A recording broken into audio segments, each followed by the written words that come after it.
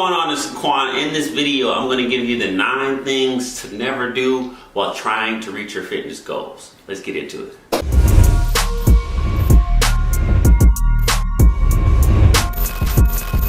Alright y'all, so let's get right into it. So step number 1, it's gonna sound crazy, but never set big goals. That's probably, nobody ever told you that. It's probably crazy, right? Like, what do you mean? I thought you're supposed to dream big, do big, set big goals, go after your goals. I love all of that, but being realistic with your fitness, I don't want you to set huge goals, and the reason why is because it's gonna seem so daunting, especially if you haven't achieved that goal before. So for example, I have a client named Melanie. She has a goal of losing 100 pounds. So I told her that just sounds too crazy. That sounds like a lot. What I want you to do is focus on the first 1 pound, focus on the first 10 pounds.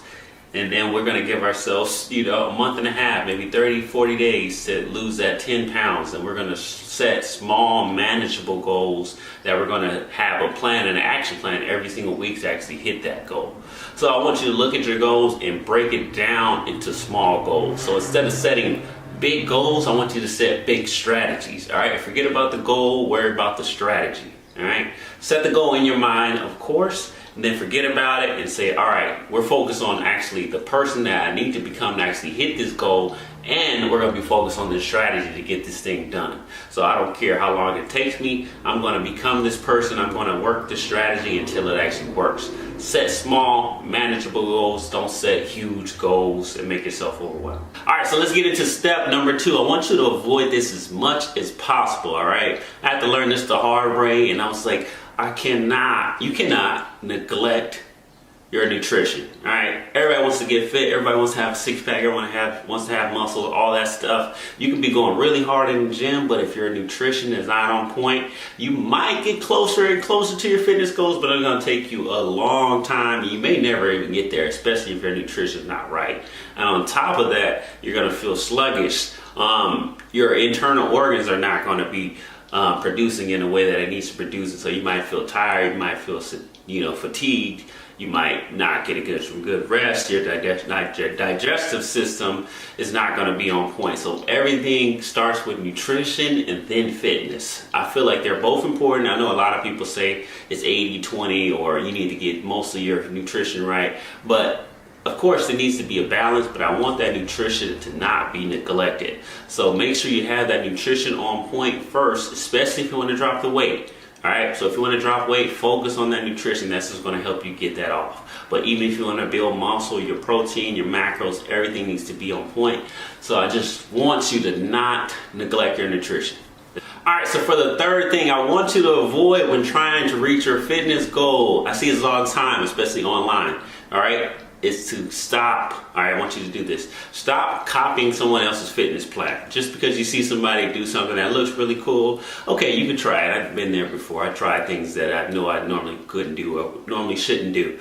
But don't make that your full plan. If you want to try a certain workout just to see if you can do it, that is cool. But when it comes to your plan is your plan. You notice if you go to a gym, everybody looks a little bit different. There's no really person that's identical. There's some people who have similar body types, but everybody has their own body type. So you need to work out for that. If you don't know how to actually work out for your body type, you can reach out to me. We can work on a plan. But every plan needs to be custom to you. Just because something is working for someone else does not mean it's going to work for you. So don't just copy someone's plan and say, oh, that's working for her, I'm going to actually try that.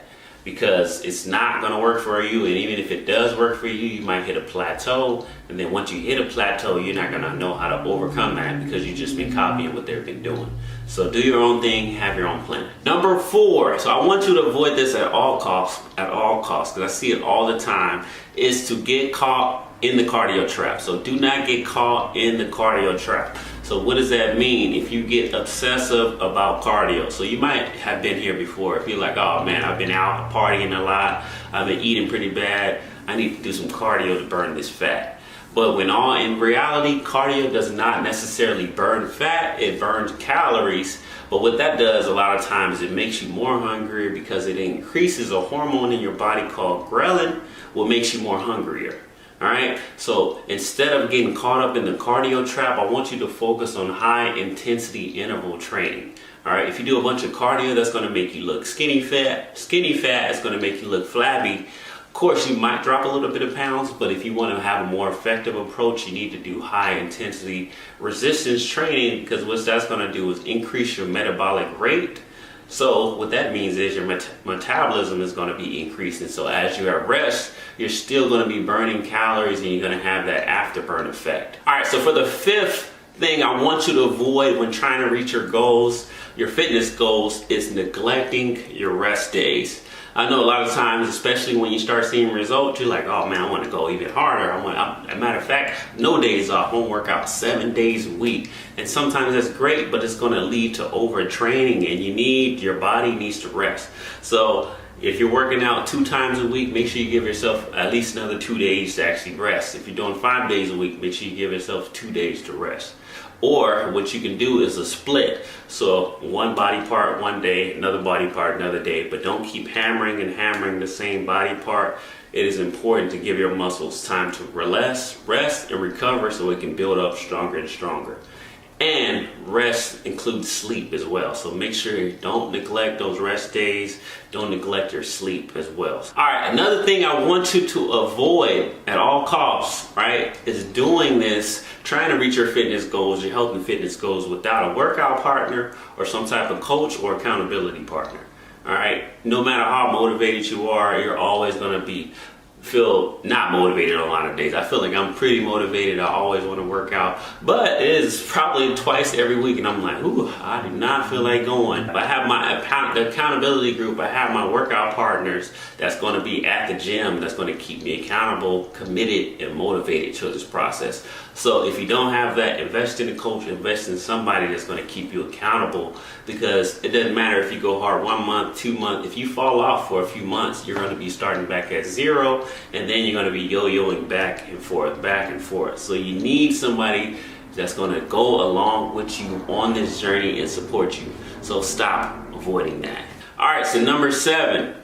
I want you to stop getting down on yourself when you hit a plateau. So when you're trying to reach your fitness goals, you're always going to reach a plateau. That's why when we're designing programs, there's a science to it, and we actually build it in a specific way that you can actually reach your goal despite those plateaus. But it's completely normal to hit a plateau. It's actually a good thing to hit a plateau. That means you actually went up, and then you hit a ceiling, and now it's time to adjust. So don't feel bad when you hit a plateau. Just make adjustments and just know that you're on the right track. All you need to do is make some minor tweaks and keep on going. All right, I got a big one for y'all. Number 8, all right, is working out without tracking your data. So if you're going along your fitness journey, you can be going hard. You're like, man, I'm feeling really good. And if you hit a plateau like we were just talking about, and you're not tracking your data, you don't know what to adjust. So that leads to frustration, that leads to demotivation, and then that soon leads to people just quitting. But what we do, we focus on tracking your data, so you don't have to be obsessive about tracking every food.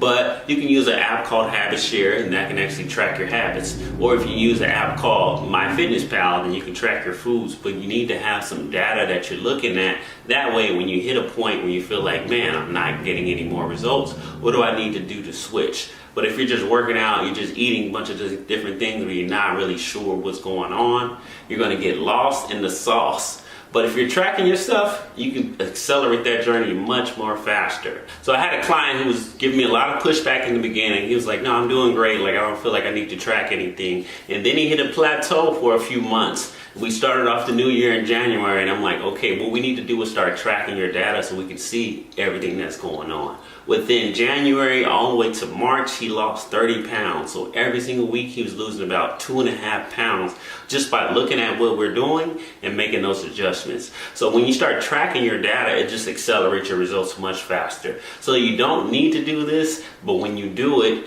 it could take you 3 months, what it's going to take you a year. So would you rather have your 3-month result, or would you take a whole year because you're not tracking and seeing exactly what's going on? So when you track, you get to know what exactly was wrong. Let's turn that knob and accelerate your results. All right, and the last thing to avoid when trying to reach your health and fitness goals is relying on motivation.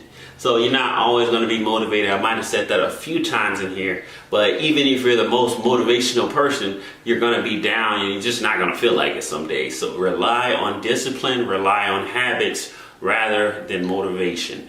So no matter what your goal is, be like, I don't care how I feel, I don't want to be motivated, but we're going to rely on our strategy and our habits before this motivation. So if I feel great, that's good. I might even have a better workout. But if I don't feel good, I'm still going to execute on the strategy. And this is why it's so important to tie all 9 things in together so you can have an accountability group, you can have everything attached so you can actually reach those goals. So don't rely on motivation, rely on discipline. So I hope you're enjoying this content and this whole process. So I put some time aside on my calendar this week.